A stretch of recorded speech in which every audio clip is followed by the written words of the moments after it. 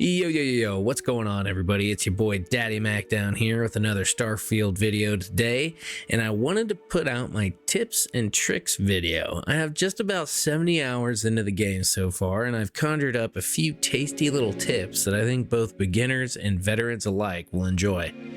Full disclosure, I've yet to visit Neon and Aquila during these 70 hours, so some of the main city tips in this video might not pertain to those two cities. With that being said, let's get started with my tips and tricks for beginners for Starfield.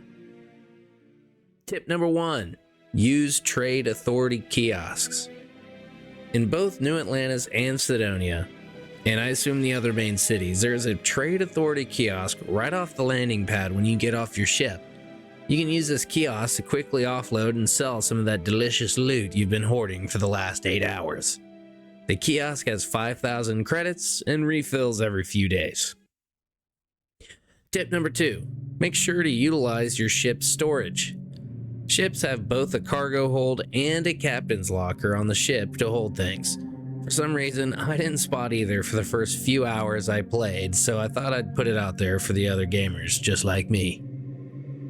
Tip number 3, loot boarded ships. When you board a ship and don't plan on commandeering it, make sure to loot the cargo hold in the captain's locker.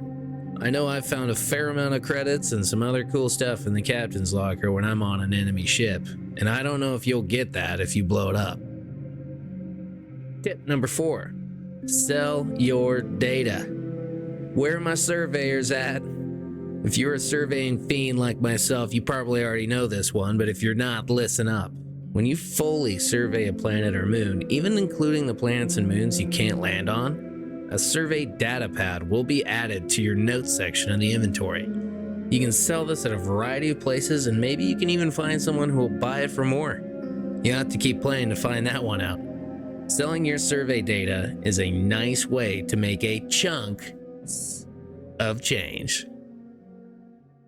Tip number 5, upgrade the frontier. Are you finding yourself getting your cheeks clapped in every 3v1 dogfight? Are you still using the base level frontier? Well, I might just have the solution for you. Upgrade that shield and the weapons on the frontier early if you plan on staying in that ship for a while. The base level frontier has awful weapons and a bad shield. If you upgrade these to have a solid laser or particle beam weapon and a good shield, this will turn the tide of battle in your favor.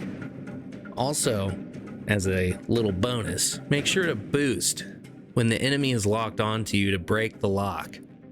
This will save your life in countless dogfights.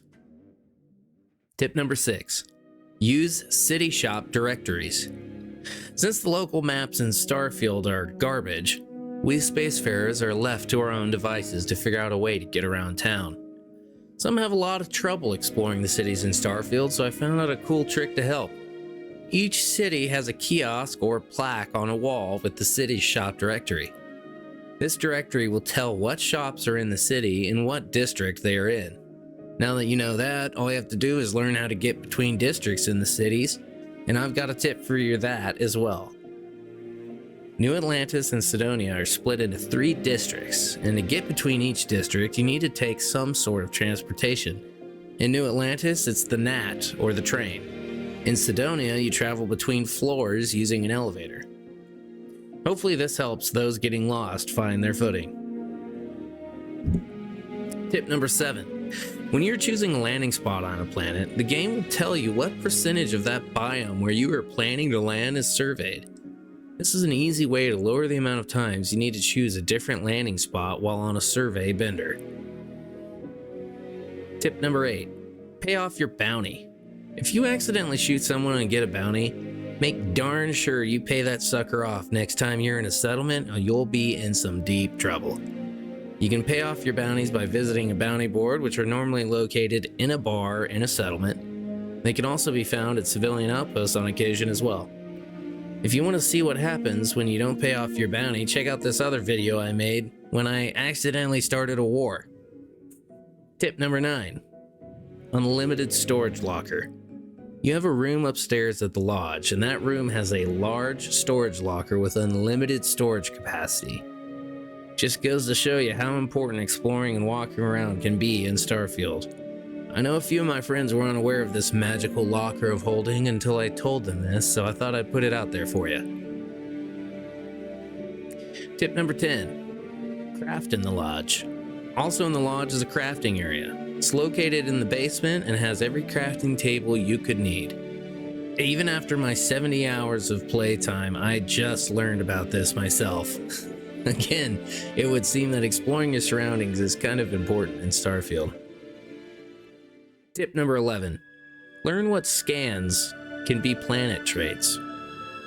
When searching for planet traits when your boot's on the ground, they only seem to show up as anomalies, life signs, hazard, and natural, as long as it's not the natural one that looks like a mountain. This should help you track down those traits a little easier and prevent you from searching in the wrong place. There's also a skill later on in the science tree that could help you find traits before you even land. Tip number 12. You ever been raiding an abandoned mine or observation tower and there's a loud as hell alarm that keeps blasting over and over and over and it never seems to stop? You can turn that off. Just search near the entrance to the facility on a wall where you're at, or if you're inside the facility, check the walls in the rooms. There should be a huge Looney Tunes-esque alarm switch that you can flip to turn off the alarms. Let me loot in peace, god dang it! Tip number 13. Use caves for surveying.